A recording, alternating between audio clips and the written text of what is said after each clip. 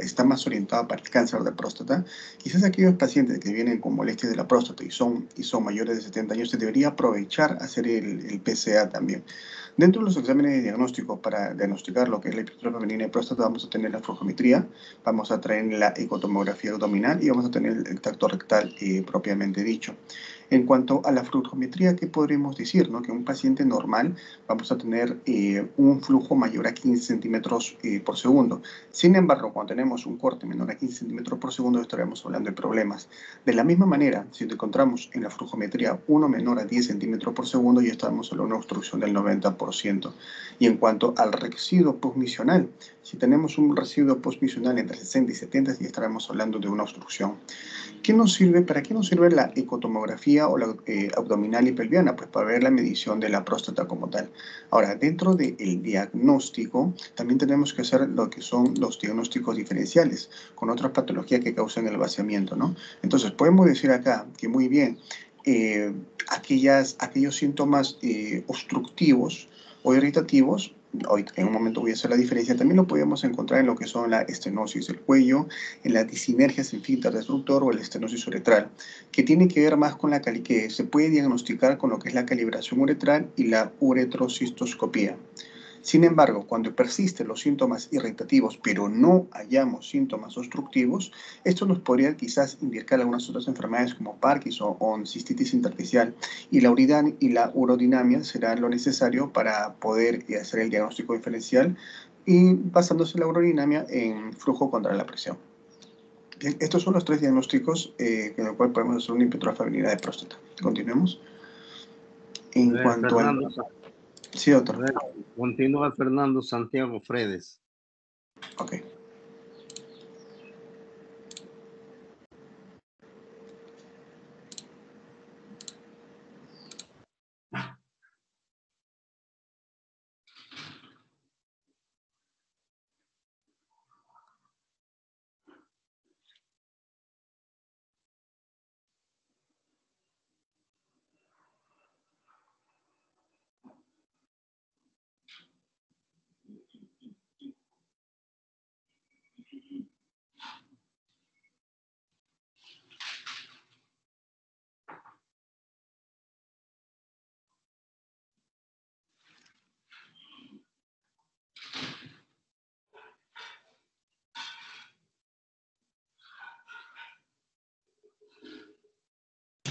Sí, doctor, buenos días. Ya voy a apretar mis diapositivas. Bien.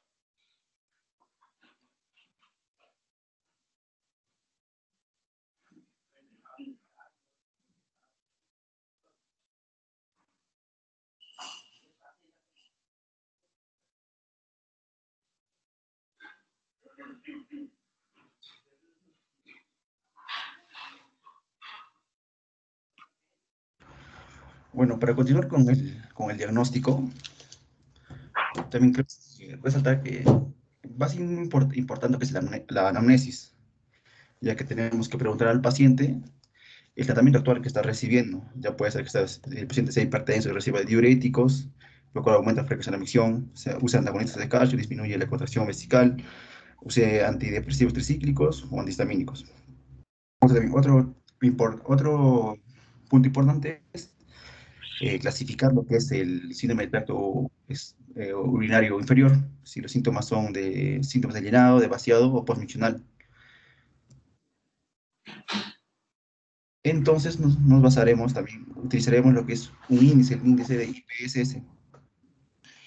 Esta nos permitirá lo que es nos permite saber cuál es la severidad de estos síntomas. Estos se pueden clasificar en 3 niveles: leve, menor a 7, moderado de 8 a 19 y severo de 20 a 35.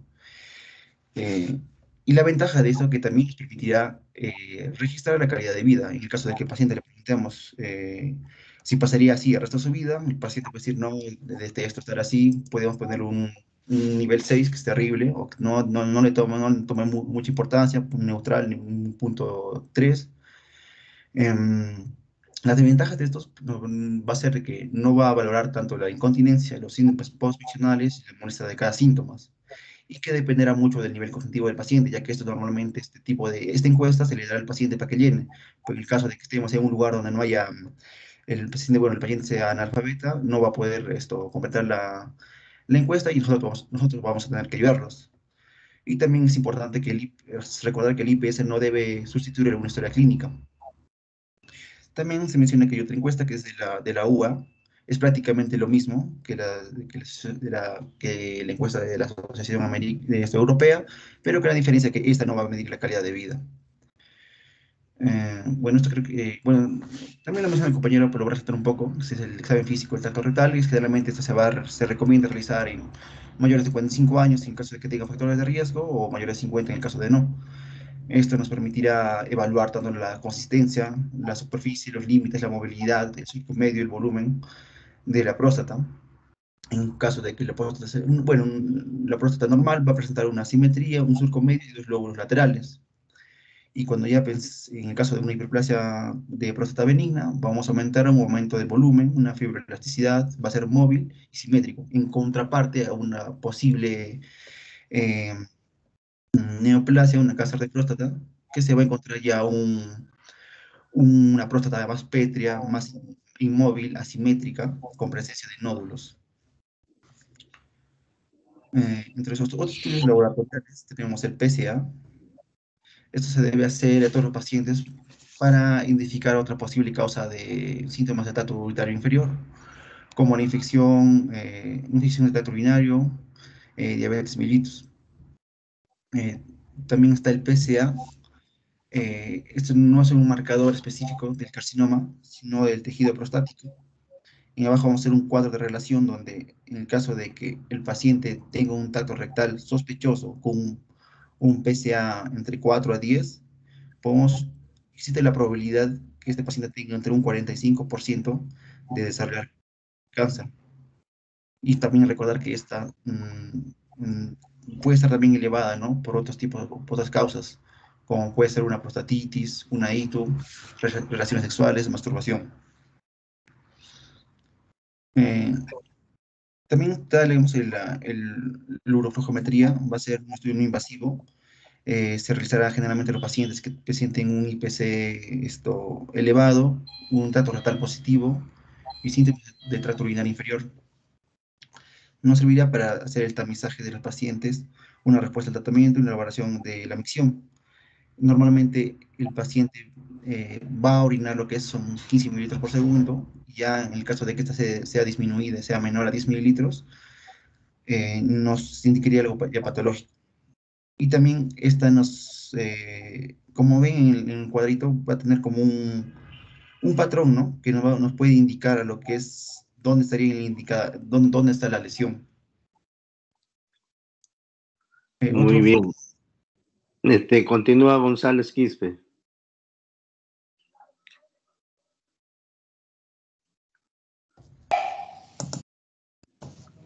Está bien, doctor. Ahora presento las diapositivas.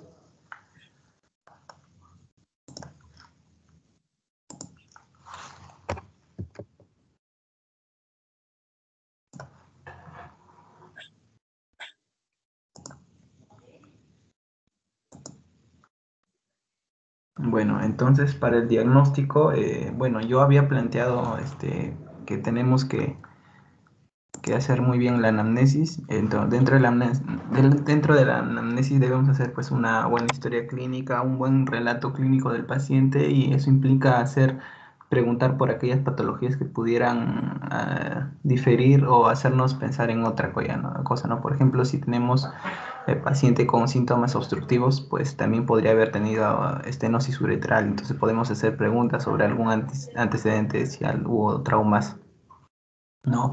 O cirugías transrectales o procedimientos que pudieran tener como complicaciones una estenosis uretral. Otra causa también podría ser, por ejemplo, las infecciones genitales, ¿no? Estamos hablando, por ejemplo, de la uretritis por gonococos que también suelen dar, ¿cómo se llama? Estenosis uretral. Podemos hacer esas preguntas, ¿no? Después dentro de otra, por ejemplo, son patologías que puedan alterar la contractura del cuello vesical. Eso también nos puede dar síntomas obstructivos, ¿no? Por ejemplo, medicamentos que puedan hacer que el esfínter interno se pueda incrementar, ¿no? Entonces tenemos que preguntar siempre de todos modos ¿cómo se llama? Por opioides, por antihistamínicos. También puede ser, por ejemplo, patologías que puedan estar haciendo más bien alteraciones del cuello, ¿no? Que tuvo antes cirugías previas, no recibió radioterapias. También podemos hacer la diferencia siempre por el cáncer prostático, ¿no? Entonces ahí tenemos que preguntar, por ejemplo, los antecedentes familiares, si fuman, no fuman, ¿no? O factores de riesgo para cáncer. Si a la edad también se encuentra, ¿no? También podemos preguntar sobre la vejiga neurogénica. Entonces, de repente una enfermedad neurológica subyacente o de repente también podemos hacer una evaluación del esfínter, ¿no? ¿Cómo se llama? El esfínter anal para ver que la médula esté indemne y preguntar sobre si hay presencia de hematuria. Entonces eso también debe hacernos, porque recordemos que, como ya lo mencionaron, la hematuria también podría estar presente. Entonces, si hay o no dolor, ¿no? Entonces, si hay dolor, pues podríamos también orientarnos ligeramente por la litiasis y evaluar, ¿no? Entonces, siempre tenemos que tener estas enfermedades en cuenta dentro de la anamnesis, ¿no? Luego ya nos vamos a la clínica, que son los compañeros que nos han dado, ¿no? Tanto síntomas obstructivos, el tacto rectal y los exámenes complementarios. Y una vez ya evaluado, debemos evaluar la gravedad con la puntuación IPS. Bueno, yo justo había hecho exámenes complementarios después de la clínica ¿no? Para llegar al diagnóstico. Entonces, había evaluado que era la PSA, que recordar que era para entender, ¿cómo se llama? En qué casos podría estar elevado y hacer la diferencia. Entonces teníamos que entender qué es, cómo se produce y por qué podría estar elevado. Entonces, la PSA en realidad se inicia desde una proenzima que luego se libera hacia el espacio luminal de las glándulas prostáticas en forma de PSA. Este PSA, pues, ¿cómo se llama? Se va a inactivar por las enzimas que se encuentran y se va a pasar a ser una PSA inactivada pero fraccionada, ¿no? Porque la completa ya se fraccionó por esa enzima. Y esa fracción de PSA luego se reabsorbe, pero y en el plasma, pues, es en forma de PSA libre, ¿no? Y a veces se une con estas proteínas. Pero de todos modos estamos viendo que es una PSA, no es completa, pues no está fraccionada por esa enzima.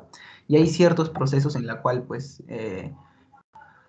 lo normal que es que ese PSA esté libre, pero en poca expresión, ¿no? En otros casos, vamos a ver, por ejemplo, en el neoplásico, cuando incrementa la producción, también podría incrementarse, ¿no? Pero a diferencia de lo normal, es que, por ejemplo, en el proceso neoplásico, este PSA, como es tanta cantidad, ni siquiera a veces se llega a liberar tanto hacia el espacio exterior, también se libera hacia el espacio interior de frente. Entonces ya no va a haber PSA partida o fraccionada, no mucha, ¿no? Y va a haber PSA total más elevada. Entonces, eso nos va a servir ¿para qué? Para evaluar con respecto a la proporción, ¿no? Para diferenciarlo un poco en este caso, del HBP, ¿no? En el proceso neoplásico, lo que va a predominar son el PSA total, ¿no? Entonces, el PSA libre va a estar disminuido a diferencia del PSA total que está elevado. En el proceso no neoplásico, ¿no? Como en el HBP, sí es que incrementan las células y producen más, pero lo que va a estar es al revés, ¿no? Que el PSA libre va a estar más a diferencia del PSA total. Eso nos va a ayudar. Entonces, como ya los mencionaba, el PSA no va a servir como diagnóstico, sino pues va a servir como control, ¿no? Y nos va a orientar también, ¿no? En esos casos. Entonces hay que tener un PSA basal para que luego, conforme pase el tratamiento, vamos a evaluar qué tanto está, ¿cómo se llama? Mejor. Yendo el tratamiento con el paciente, ¿no? A ver, vamos a ver. Otro examen que se puede complementar para evaluar al paciente, pues son los exámenes de orina, porque el paciente va a tener síntomas irritativos, ¿no? Entonces, tendrá ITU, tendrá litos, ¿no? Y la hematuria también importante, ¿no? Para descartar otras causas. Ya hasta ahí nomás. Hasta ahí nomás. Ahora continúa Lisbeth Milagros Guamán.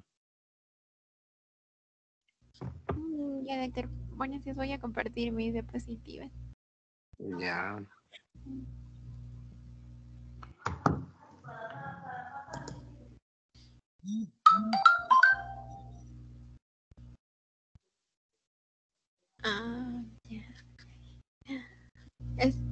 Ya. Mi compañera habló sobre el PSA, ¿verdad, doctor? Entonces yo voy a hablar sobre...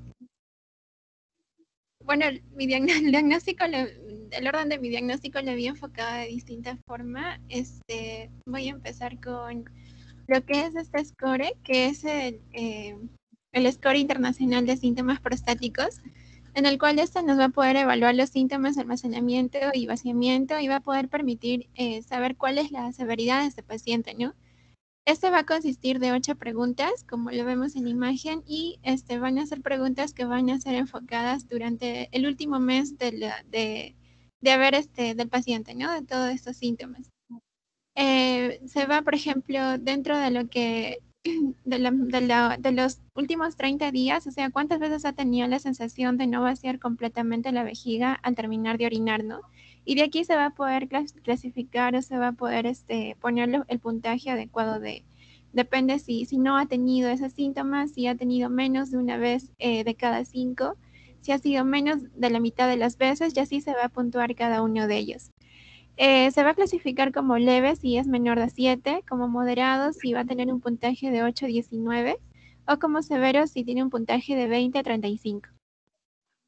Ahora, este va a poder permitir también registrar la calidad de vida, que es la octava pregunta, y lo que no valora es la incontinencia, los síntomas postmiccionales y la molestia de cada síntoma. Aquí, bueno, se va a mostrar de un médico mexicano que hizo estos esquemas, ¿no? Es igual al IPSS, solamente que esto está como que enfocado sobre todo a personas que son que no saben leer, ¿no? Son analfabetas, y con las imágenes pues puede haber mayor precisión para que ellos puedan comprender cuando se le haga el score. También se tiene lo que es la asociación la score de la Asociación Estadounidense de Urología, que también aquí es lo mismo, prácticamente es lo mismo que la IPSS, va a tener las mismas puntuaciones, lo único que va a variar es que no valora la calidad de vida. Con respecto al tacto rectal, este se va a realizar en pacientes mayores de 40 años, menciona que da resultados mucho mejor y va a poder subvalorar el tamaño hasta el 50% cuando el volumen de la próstata es mayor a 50 centímetros cúbicos. También nos permite registrar, ¿no?, si hay sospecha o no de un cáncer, y clínicamente lo va a poder clasificar entre los grados 1 a 4 con respecto a la hiperplasia benigna de próstata. Aquí se muestran más o menos las posiciones que ya lo habían expuesto también anteriormente. Mencionan que la número 3 es más frecuente en Estados Unidos y la 2 y la 1 es más frecuente el uso tanto en Latinoamérica, ¿no? Y la 4, mencioné esta posición 4, ya no es usada con mayor frecuencia. Ahora, la bibliografía que revisé mencionaba que el más recomendable sería la número 2, porque de esta forma el paciente se siente más confiado y él está viendo todo lo que uno está haciendo, ¿no?, con respecto al procedimiento. Y de esa forma ya no siente tanta desconfianza. Bueno, acá vamos a ver los grados clínicos con respecto a lo que vamos a ver en el tacto rectal. Por ejemplo, vemos la primera imagen, que es con la letra A. Esta es una próstata normal. Menciona que se siente un surco medio y los bordes laterales bien delimitados. Y bueno, acá la próstata se va a sentir de forma blanda y menciona que es casi similar, la consistencia es casi similar a la zona hipotenar. El grado 1 ya es cuando la próstata está entre 20 a 30 gramos. Es la letra B. Aquí ya hay crecimiento de los surcos laterales y un borramiento leve, pero del surco medio. Con respecto al grado 3, estamos con la imagen C y D, en la cual aquí empieza a reducir el borde lateral completamente y la distancia ápico-posterior es poco palpable y el surco medio se borra bastante. La próstata en este caso va a pesar de 30 a 40 gramos. El de tercer grado es de la letra E. Aquí la próstata ya pesa de 40 a 60 gramos. Y por último, el de cuarto grado es cuando la próstata pesa más de 60 gramos. Y aquí ya se pierde completamente los bordes, no se puede palpar y no se puede llegar hacia el borde ápico posterior. Y el surco está obliterado. Y hasta ido más. A ver, continúa el Yanela Guamaní. Ya.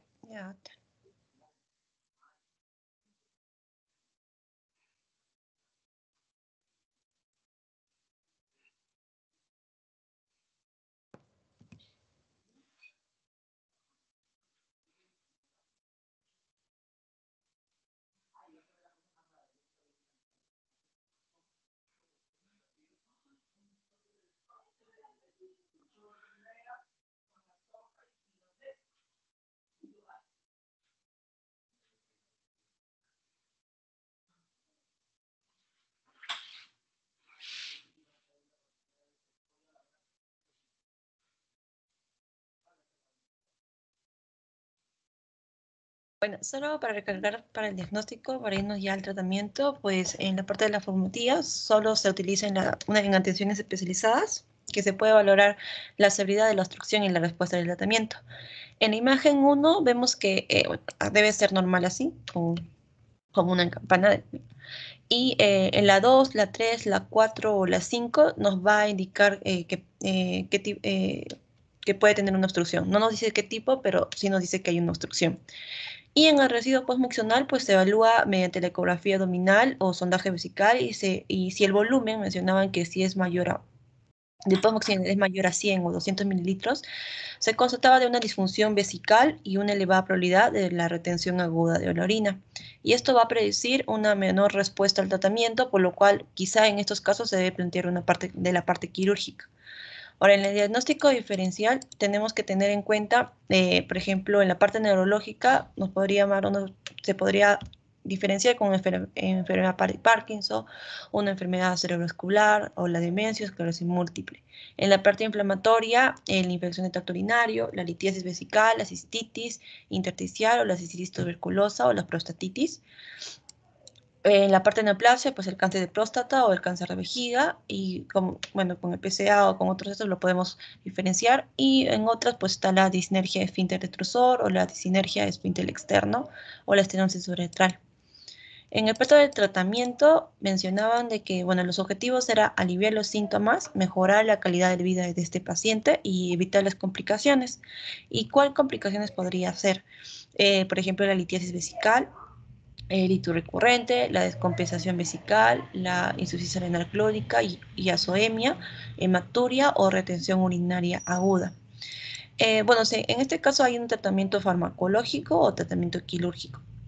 Pero en la parte de la fitoterapia, que se utiliza la Serenoa repens, esto tiene un efecto antiinflamatorio, mencionaba que tiene un efecto antiandrogénico y un efecto estrogénico, esto se podría utilizar, por ejemplo, 2 veces al día y 320 miligramos cada 12 horas. En la parte de los medicamentos,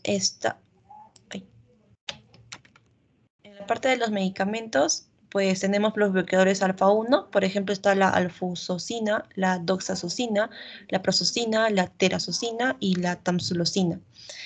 Estos tienen un inicio de acción muy rápida y lo que tiene los efectos adversos de estos medicamentos es que causan una hipotensión y una eyaculación retrógrada. También están los bloqueadores 5-alfa reductasa, que a diferencia del alfa-1, pues tiene un inicio de acción muy lento, que puede ser de 5 a 6 meses, mencionaban. Y los medicamentos podrían ser la finasteride y la dutasteride. En sus efectos adversos está la disfunción eréctil y eyaculatoria, la disminución del líbido y la ginecomastia. En este caso, pues reduce el tamaño prostático y el bajo del PC a la mitad, mencionaba. En el tratamiento, Bueno, también hay un tratamiento combinado que es se combina del alfa-1 adrenérgico y del 5-alfa reductasa, que podría ser la dutasterida y la tamsulosina. Este caso menciona que sí mejora mucho la calidad de vida del paciente y el flujo urinario máximo. Ahora, en el tratamiento quirúrgico mencionaban que aquí hay se da en caso de que hay una retención urinaria aguda recurrente, cuando, por ejemplo, hay infecciones urinarias recurrentes o sintomatología que no responde a la terapia médica, o una hematuria recurrente o la litiasis vesical. Acá hay dos procedimientos, que es la resección transuretral. Acá solo se utiliza cuando... Hasta ahí nomás, hasta ahí nomás. Cristina Ya. Guevara, a ver, continúa.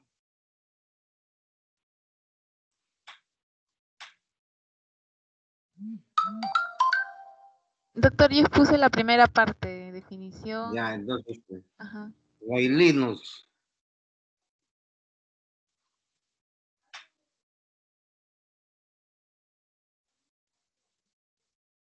¿No está Guaylinos? Sí, doctor. Bueno, Continúa con la exposición. voy a compartir, doctor.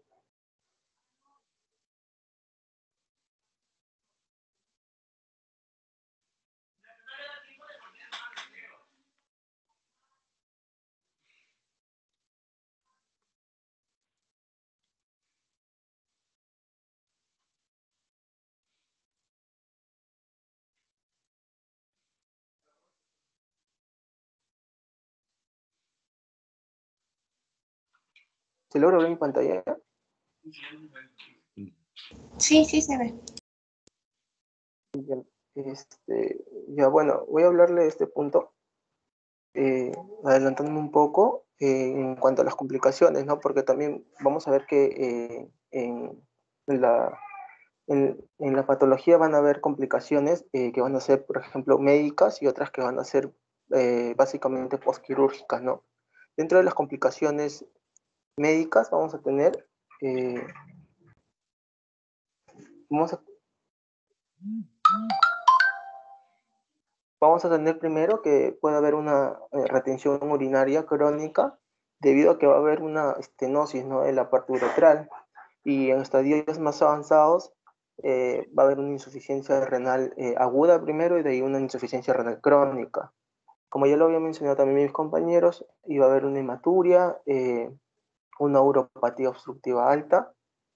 También podría complicarse con un deterioro de la función renal, infecciones urinarias a repetición, litiasis vesical y también incontinencia por rebosamiento. En cuanto a las postquirúrgicas, vamos a tener primero que hay dos técnicas, una que podría ser la prostatectomía abierta y otra la técnica de resección transuretral prostática. La que más vigencia por el momento tiene es la técnica de resección transuretral prostática. En cuanto a la prostatectomía abierta, va a haber una fuga de orina después de retirar el catéter suprapúbico, ¿no? Esa es una complicación más común. Y en cuanto a la técnica de resección transuretral prostática, podemos que haber estas complicaciones. Por ejemplo, podría haber una hemorragia, podría haber una retención de coágulo, impotencia sexual, incontinencia, también puede haber eyaculación retrógrada, infección postoperatoria del tracto urinario también, ¿no? Acá este es un artículo referente a las complicaciones, ¿no?, que se realiza en Huancayo, que se titula Complicaciones de hiperplasia prostática benigna en el Hospital Ramiro Prialé, en cual nos indica acá primero la incidencia, ¿no? La frecuencia y el porcentaje. ¿En qué edad va a haber más pacientes de esta patología? De entre 60 y 69 años, con una frecuencia de 114 y un porcentaje de 46.2. En total de estudio va a ser del total de 247 pacientes. En cuanto a las complicaciones de los pacientes, vamos a ver que el porcentaje va a ser de 87.04, ¿no?, que van a tener complicaciones, complicaciones postoperatorias, y va a ser un total de 215 personas, ¿no? Esta tabla nos indica, por ejemplo, qué complicaciones va a haber con mayor frecuencia en hiperplasia prostática benigna, ¿no? Primero, dentro de las complicaciones médicas, la que tiene mayor porcentaje va a ser una retención aguda de orina. Como segundo, vamos a tener que haber una retención crónica de orina y también puede haber hematuria, ¿no? Esas tres van a ser más significativas en este estudio. Y en cuanto al estadiaje ecográfico, vamos a ver que más complicaciones van a tener los que son de estadio 3 y estadio 4, ¿no? Acá están sus porcentajes, con un porcentaje del estadio 4 de 75% y el estadio 3 de un 67,12%. Y esto es ¿cómo se llama? Los tipos de intervención quirúrgica en pacientes, ¿no? ¿Cuál va a ser el mayor porcentaje? ¿Cuál es lo que mayor se estaba realizando en este estudio? Era lo que era la prostatectomía abierta, que iba a tener más complicaciones. Y en cuanto a las complicaciones quirúrgicas también tempranas en los pacientes operados de hiperplasia, vamos a tener que los síntomas urinarios irritativos van a tener un mayor porcentaje, ¿no? De 84,62, con una frecuencia de 121 pacientes, ¿no?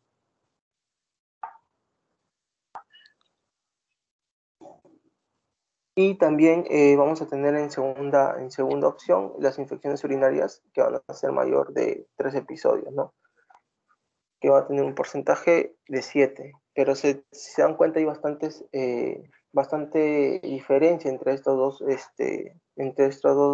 complicaciones, ¿no?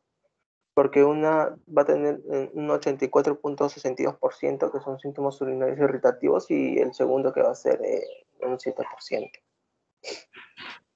Muy bien, ahora continúa Alfonso Garibay Arca. Sí, doctor, muy buenos días a todos. Ahorita comparto mis diapositivas.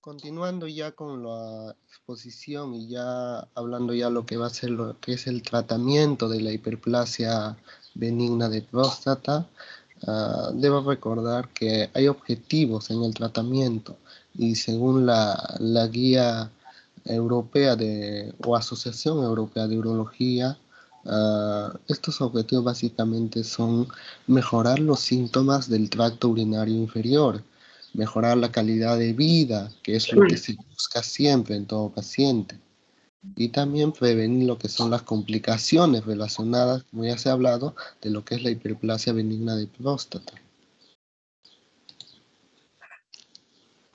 Dentro de los tratamientos actuales de la hiperplasia benigna de próstata, a veces se pregunta qué es lo más recomendado. Obviamente un tratamiento expectante, los alfa bloqueantes también, los inhibidores de la alfa reductasa, también tratamiento en combinación. La fitoterapia no está muy recomendada, aunque algunas personas así por su bajo nivel cultural se pueden utilizarlo. También las técnicas mínimamente invasivas y obviamente también ya como último la cirugía. Hablar un poco de los alfa bloqueantes es hablar acerca de que en la actualidad disponemos de 4 alfa bloqueantes y otros también, pero los principales son la tamsulosina, la terazucina, la alfuzoxina, la doxazosina y la silodosina. Hasta que se demuestren, digamos, la diferencia de la eficacia de estos, la elección del alfa bloqueante va a depender de la seguridad y de la comunidad y también de la experiencia y pericia del médico, el urólogo. ¿Cómo actúan estos alfa bloqueantes? Estos alivian básicamente los síntomas de la hiperplasia benigna de próstata, produciendo relajación del músculo liso mediante el bloqueo de los receptores alfa-1 adrenérgicos de la próstata. Obviamente el subtipo alfa-1A es el subtipo predominante que se va a localizar en la próstata. Los efectos adversos de estos alfa bloqueantes van a incluir ojo, mareo, astenia e hipotensión postural. Un mecanismo de acción de estos serían que actúan a nivel de la testosterona para luego convertirse a la dihidroepiandrosterona. Estos efectos adversos más frecuentes van a estar relacionados más que todo con la esfera sexual y van a incluir lo que es la impotencia, la disminución de lo que es la libido también, la disminución del eyaculado y también en un menor porcentaje lo que es la ginecomastia. Cuando a veces el tratamiento farmacológico y conservador no llegan a cumplir las expectativas, entonces ya se recurre a lo que es la cirugía. Y a veces también se toma en cuenta el tamaño y el peso, digamos, de la próstata. Cuando, digamos, es de 30 a 60 gramos, se realiza una resección transuretral con láser. Cuando es ya mayor a 60, 70 gramos, puede ser una cirugía abierta con láser de Holming. Y cuando es menor a 30 gramos, puede ser básicamente una incisión endoscópica. Tenemos también indicaciones a nivel quirúrgico que son absolutas y relativas. Dentro de las absolutas tenemos que haya una sonda permanente o haya una uropatía obstructiva, también que el paciente haya tenido itus repetidos, que haya tenido hematurias repetidas, que presente también una litiasis vesical. Esas son las absolutas. Dentro de las relativas podemos saber si hay una clínica severa, una mal tolerada, si hay un residuo elevado, si ha habido una flujometría muy obstructiva, si el paciente presenta lo que es una inestabilidad vesical, si tiene también divertículos. Y otras modalidades también del tratamiento de la hiperplasia benigna de próstata es usar también lo que es el láser, la termoterapia transuretral, los stents, de alguna forma también los ultrasonidos, o también se puede usar lo que es la ablación por radiofrecuencia, lo que se conoce como una tuna. Y eso sería mi exposición y la parte del tratamiento, doctor. Muy bien. Ya, entonces el día de hoy hemos revisado una de las patologías más frecuentes en la práctica urológica, la hiperplasia prostática benigna. Entonces que la hiperplasia prostática benigna es una patología que se presenta con más frecuencia a partir de los 60 años. O sea, a partir de los 40 años comienza a crecer esta glándula, pero los síntomas recién aparecen a partir de los 60 años. Se dice que el 50% de los pacientes que tienen o sea, más de 60 años, ya ellos tienen una hiperplasia prostática benigna. Pero no todas las hiperplasias prostáticas benignas producen cuadro obstructivo. O sea, nosotros a veces tenemos pacientes que llegan a la consulta después de que la próstata les ha crecido 100 o 200 centímetros cúbicos. Recién le da síntomas obstructivos. Por eso, en el tiempo que ha pasado eso, en el crecimiento de esa próstata, no les ha dado cuadro obstructivo. Solamente les da cuadro obstructivo cuando ya tienen este volumen de próstata. Entonces, no está en relación al tamaño de la próstata. El cuadro obstructivo está en relación a la obstrucción de la uretra prostática, porque muchas próstatas crecen hacia afuera de la uretra y no producen cuadro obstructivo. Pero hay otras próstatas que desde el inicio crecen hacia la luz de la próstata y a veces con un volumen bastante pequeño de 50 centímetros cúbicos ya producen un cuadro obstructivo bastante marcado. O sea, cuando ustedes examinen a un paciente y encuentran una próstata grande, eso no significa que este paciente tiene un cuadro obstructivo. Entonces, ¿en qué caso nosotros operamos a los pacientes? Cuando hay un cuadro obstructivo marcado. Entonces, cuando hay un rocido postmiccional que le puede llevar incluso a una insuficiencia renal crónica terminal y a una nefritis intersticial. Entonces, en esos casos, sí. ¿Sí? Doctor, disculpe, falta 2 alumnas que expongan, no sé si se podrían exponer ellas para que también tengan su nota o su calificación. Ya a ver que expongan. ¿Quién falta? La alumna Xiomi Julcarima y Fátima Jiménez. Ya, entonces expongan primero Julcarima y después Fátima Ya, Jiménez. doctor. Ya. ¿Se ven mis diapositivas, Nati? Sí. Ya, gracias, doctor. Justo voy a andar un poco más en el tratamiento quirúrgico, que fue donde se quedó mi compañero. Entonces, como decía el doctor, las indicaciones de cirugía serían la retención urinaria recurrente, la infección urinaria recurrente, una macrohematuria refractaria o recurrente, una litiasis vesical, una insuficiencia renal o que la enfermedad no responde al tratamiento médico. Entonces, ¿qué opciones tenemos? Tenemos desde cirugía convencional abierta, una adenomectomía laparoscópica, una resección transuretral, una transuretral needle ablation o una electrovaporización, y también ya se está implementando la terapia láser. La imagen que tenemos aquí es de una terapia láser. Ay, no sé por qué no se irá. Ya. Aquí, por ejemplo, vamos a ver que entra el resectoscopio con láser y lo que hace es coagular y necrosar o electrovaporizar el parénquima prostático afectado. La ventaja de este tratamiento con láser es que hay menores tasas de sangrado intraoperatorio y el tiempo de hospitalización es menor, pero se sigue haciendo la resección transuretral de próstata, que he encontrado que se le considera aún el método considerado gold estándar.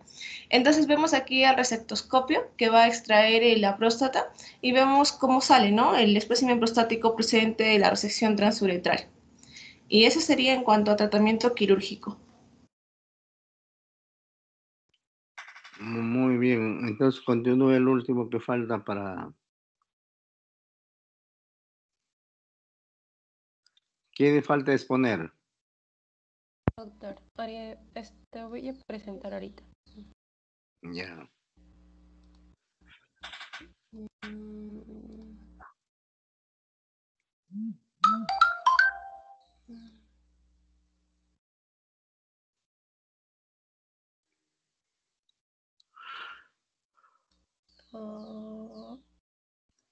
Ya. Doctor, me avisa si es que se ve mi pantalla, por favor. Ya. ¿Se ve la diapositiva? No, todavía. A ver.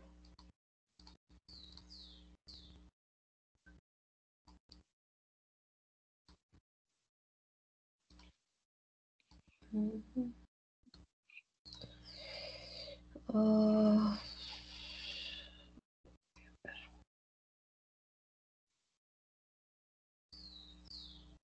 qué raro, porque no me deja compartir.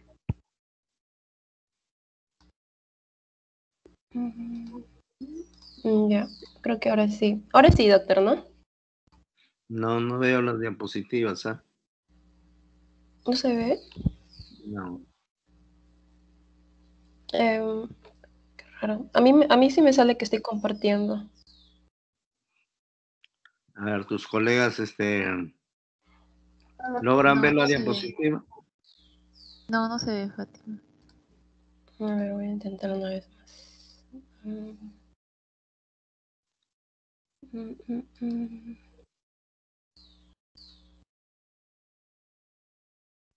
Ay, rayos.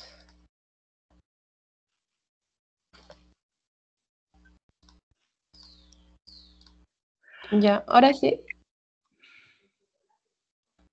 Tampoco. A mí me sale que sí estoy compartiendo. Qué raro.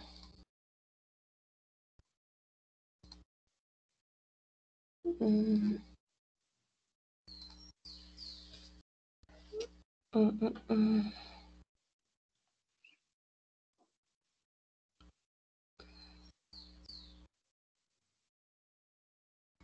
Ay, rayos.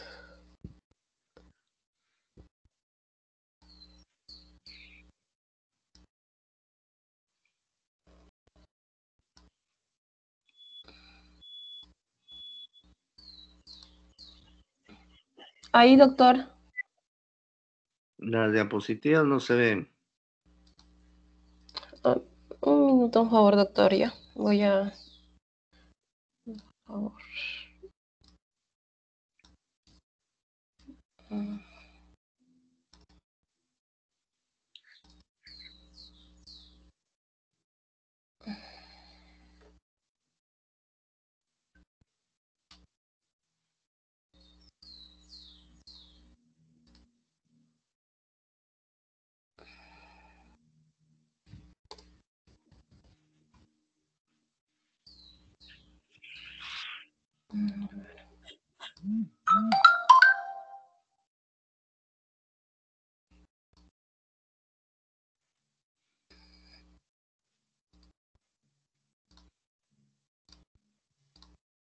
Nati, ¿me avisa si es que se ve ahora sí?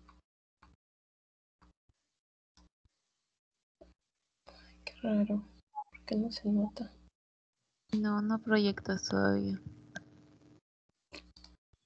Ay, rayos.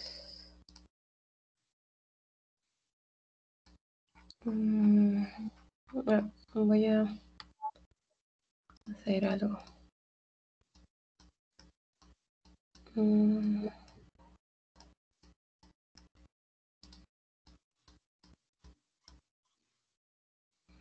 Mm.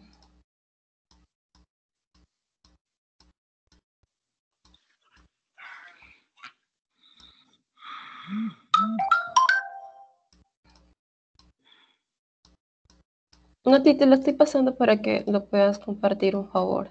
¿Sí? Mm.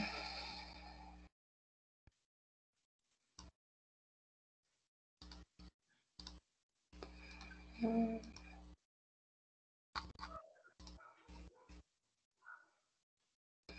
A ver. No te lo envié. Mm. Ya está cargando ya. Un ratito.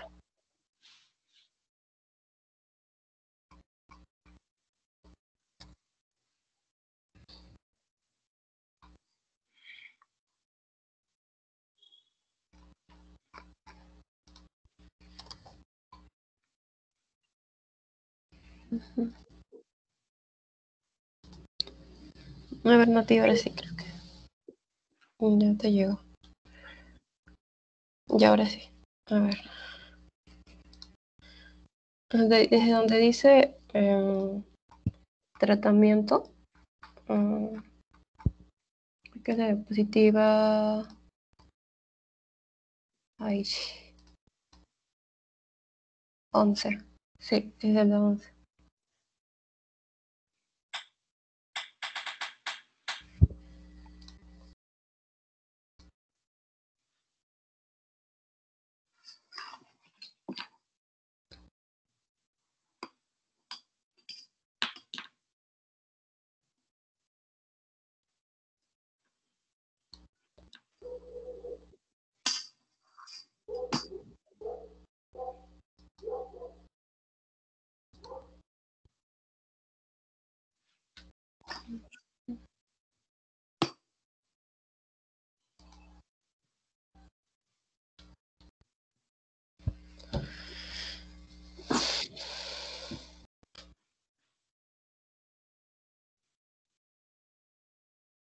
Nati, ¿te llegó? ¿Me comentas, por favor?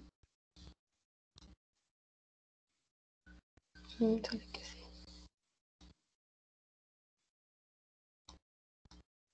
Ya estaba proyectando, no sé si lo ves.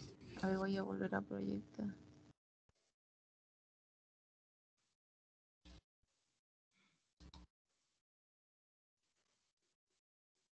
Ya está. ¿Lo ves?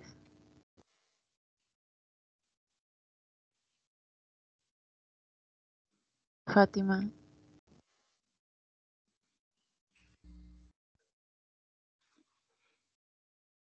Ya.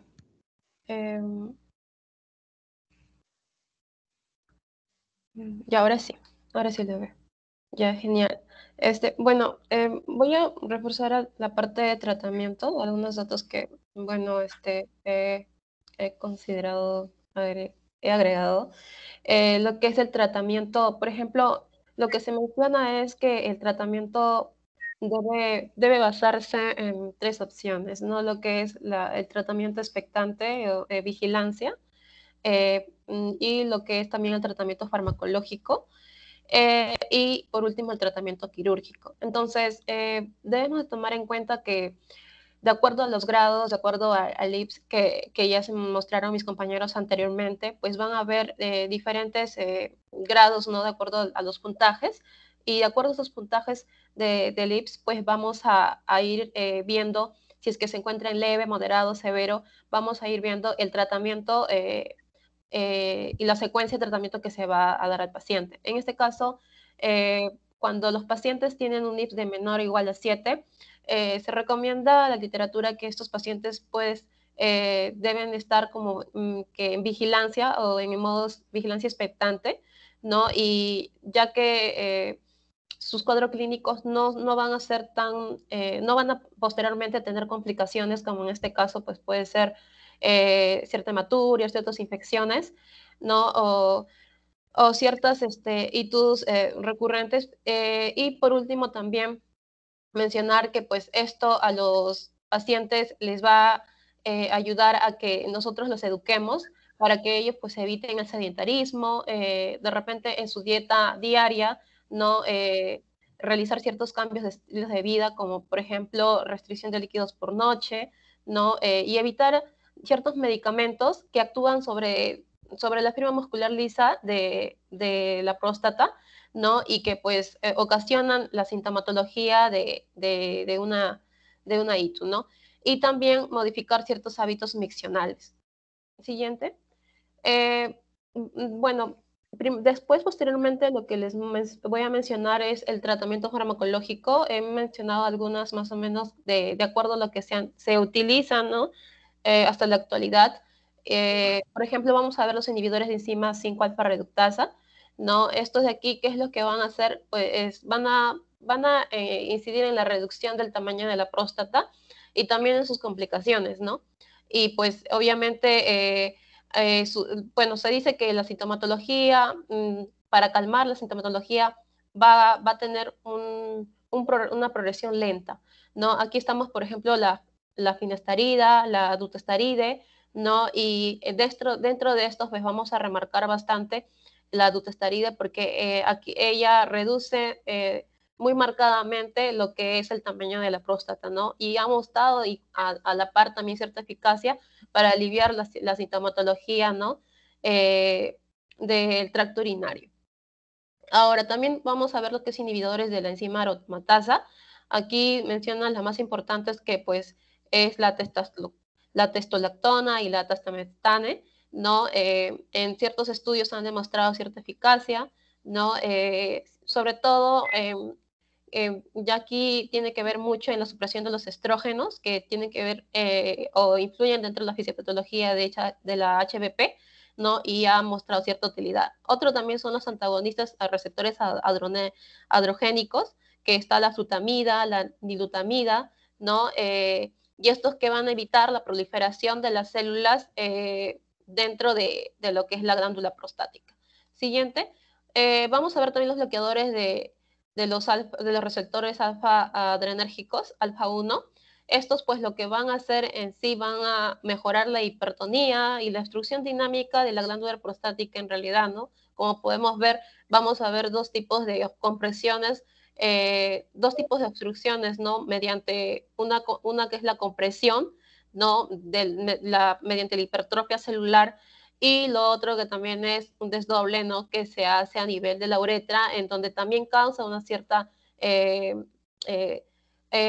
interrupción, obstrucción, para que pueda el paciente, pues, orinar, ¿no? Y esto, obviamente, pues, al mejorar la hipertonía y la obstrucción, va a causar una mejoría en la sintomatología que también presenta la clínica, la HBP. Aquí lo que rescatan es el doxazocin, ¿no? En un periodo corto a largo plazo para el tratamiento. Y también vamos a ver los inhibidores de la 5-fosfodiesterasa. Aquí reconocen su acción sobre todo al tadalafilo, que de acuerdo a ciertos estudios es más potente de todos los PDE, estos inhibidores, porque mejora en su mayor proporción la sintomatología de la ITU. De la sintomatología que presenta el HBP, ¿no? Lo que es el tracto urinario. Y las terapias combinadas, ¿no? También mencionan dentro de esto las que pueden destacar los inhibidores de la 5-alfa-reductasa con los antagonistas alfa-1 adrenérgicos, ¿no? Porque ambos en su conjunto lo que van a hacer es reducir el tamaño de la próstata y a la vez también mejorar la sintomatología del tracto urinario y relajar ese músculo liso de la vejiga con la próstata para poder disminuir esa resistencia de flujo urinario que se encuentra debido a la compresión, ¿no? Para miccionar. Siguiente. Lo siguiente, bueno, dentro de la terapia combinada vamos a rescatar lo que es la finasterida con la tansulosina. Eso es lo que recomiendan, ¿no? Y también hay otras recomendaciones de terapia combinada con AINES y inhibidores de 5-alfa-reductasa, pero estos de aquí no lo recomiendan porque en realidad sabemos que los AINES tienen efectos adversos, más aún si de repente el paciente tiene otro tipo de patología cardiológica o gastroenterológica, ¿no? También lo que destacan es la terapia combinada de inhibidores de 5 PPD y antagonistas de receptores adrenérgicos alfa-1, ¿no? Sobre todo en pacientes que tienen asociado al HBP lo que es la disfunción eréctil, ¿no? Que también hay medicamentos que pues también se utilizan para ello, en este caso es terapia combinada para ambos. Y otras alternativas fitoterapéuticas que también de acuerdo a los estudios que han realizado, sí, pues hay cierta evidencia, pero al final se menciona que debido a la mayoría de efectos adversos no es recomendable. No es recomendable, pero dentro de estas que se han estudiado, la que se recomienda es lo que es, por ejemplo, lo que es la urtica dóica y la Figium africanum. Se menciona que, pues, de acuerdo a la evidencia, también ha mostrado cierta eficacia, ¿no? Y lo otro también es, de acuerdo al nivel de evidencia de grado 2A, se menciona que una de las más fiables es pues la Serenoa repens, ¿no? Esa es la más fiable de todas las alternativas fitoterapéuticas. Siguiente. Ahora, ya para culminar lo que es en el tratamiento, pues hemos visto que este tratamiento lo que va a hacer es disminuir los síntomas, va a mejorar sobre todo la calidad de vida del paciente y también va a evitar ciertas complicaciones. Por lo tanto, también vamos a tomar en consideración el tratamiento quirúrgico. En este caso, lo que se recomienda es la incisión transureteral de la próstata. Esto es un método de elección en próstata cuando se encuentra con un volumen menor a 30 centímetros cúbicos y sin el lóbulo medio, en este caso,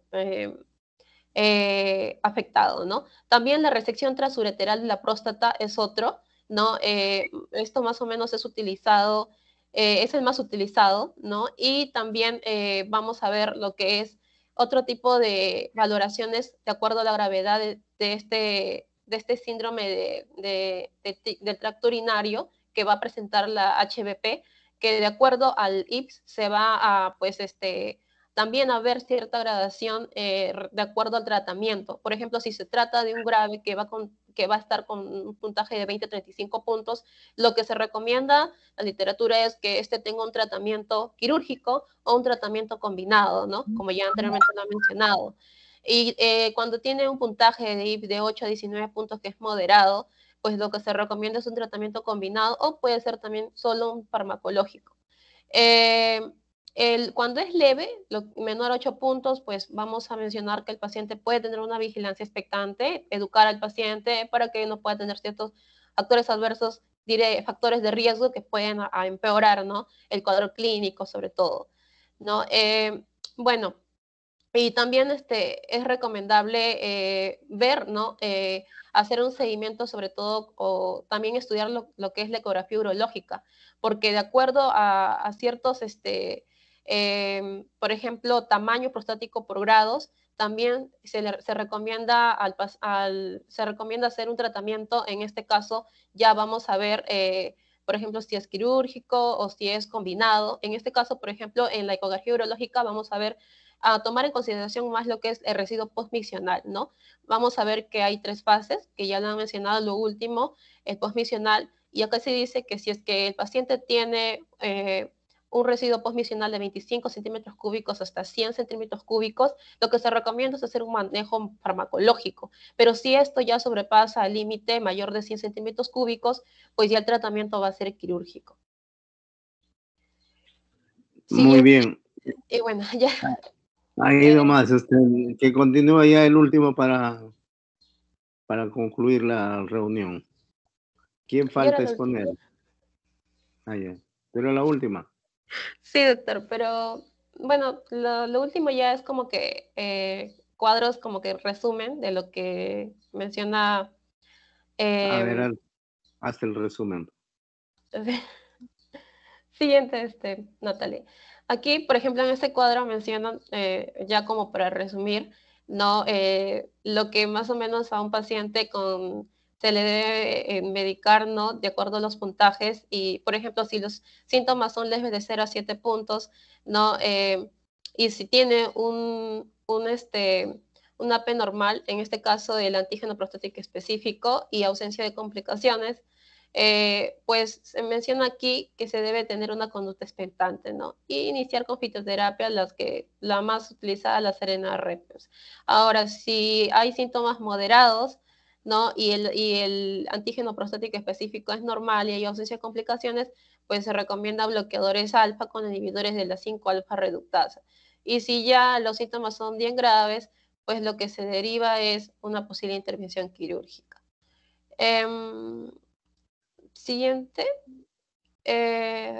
Aquí ya pues en realidad vamos a ver que también van a haber ciertas complicaciones severas, ¿no? Por extrusión del tracto urinario inferior, ¿no?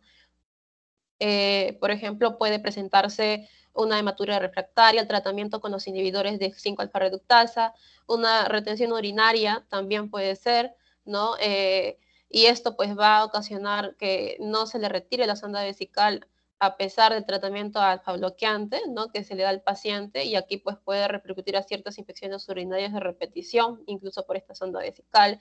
Puede presentar también litiasis vesical el paciente o una uropatría obstructiva infravesical, ¿no? Y aquí pues lo que va a hacer es dañar la función renal, ¿no? Y obviamente pues no va a tener un pronóstico favorable el paciente, incluso puede llegar a una insuficiencia renal, ¿no? Asociado a la HBP. Y bueno, es siguiente. Y bueno, aquí ya son en realidad también como modo de resumen los tratamientos de modo expectante, ¿no? Como les mencioné, la ecurología, también importante tomarla en consideración, de acuerdo a los puntajes, ¿no? Si es que de repente se puede hacer al paciente una eco urológica, o si no, un uroflujoclama. Aquí ya vamos a ver, pues, de acuerdo a lo que es, si es más de 100 centímetros cúbicos, ¿no? Vamos a incidir ya en un tratamiento farmacológico, ¿no? ¿Qué tipos de tratamientos farmacológicos añadido con un tratamiento combinado, ¿no? E incluso también ya hacer otras intervenciones para poder ayudar a calmar los síntomas del paciente. En realidad, no olvidarnos que todo esto va de la mano para poder llegar a qué tratamiento, hacer una anamnesis correcta, un examen, un análisis de laboratorio muy, muy riguroso, y pues hacer controles anuales también a los pacientes con ecografías, con el antígeno el PCE, y también ver, ¿no? La flujometría urinaria, y también examinar la creatinina para poder ver para evitar o controlar ciertas complicaciones como es la insuficiencia renal. Eso sería todo, doctor. Muy bien, entonces el día de hoy hemos revisado una de las patologías más frecuentes en urología, que es la hiperplasia prostática benigna. A partir de los 60 años ya comienza a dar síntomas, pero el crecimiento es a partir de los 40. Pero los síntomas generalmente pueden ser síntomas obstructivos o síntomas irritativos. Y esto hay que evaluarlo de acuerdo también al tamaño de la próstata. No todas las próstatas grandes producen cuadro obstructivo, ni todas las próstatas chicas están exentas de eso. Entonces, la obstrucción de la vía urinaria no depende del tamaño de la próstata, porque hay próstatas pequeñas que producen un cuadro obstructivo marcado, es porque crecen hacia la luz de la uretra, y hay otras próstatas que a pesar de que tienen un volumen considerable, no producen cuadro obstructivo. Entonces, ¿cuándo se opera? Se opera cuando el paciente presenta cuadro obstructivo. Y han dicho ustedes la retención urinaria que es más de 100 centímetros cúbicos del volumen inicial, y esto puede ocasionar incluso enfermedades renal crónicas como una nefritis intersticial por cuadro obstructivo urinario bajo. Entonces, el día de hoy hemos revisado una de las patologías más frecuentes en urología y también hemos revisado el tratamiento médico y el tratamiento quirúrgico, que el gold estándar es la RTU, o sea, la resección transuretral, pero sobre todo en pacientes que tienen menos de 80 centímetros cúbicos de volumen, porque cuando tienen más de 80 centímetros cúbicos de volumen ya se recomienda la cirugía abierta. Entonces, damos por concluida la reunión de hoy día y ya nos estaremos comunicando en otra oportunidad. Muy bien, jóvenes, hasta luego. Está bien, doctor. Muchas gracias. Y hasta luego. Gracias, doctor. Gracias, doctor. Y hasta luego.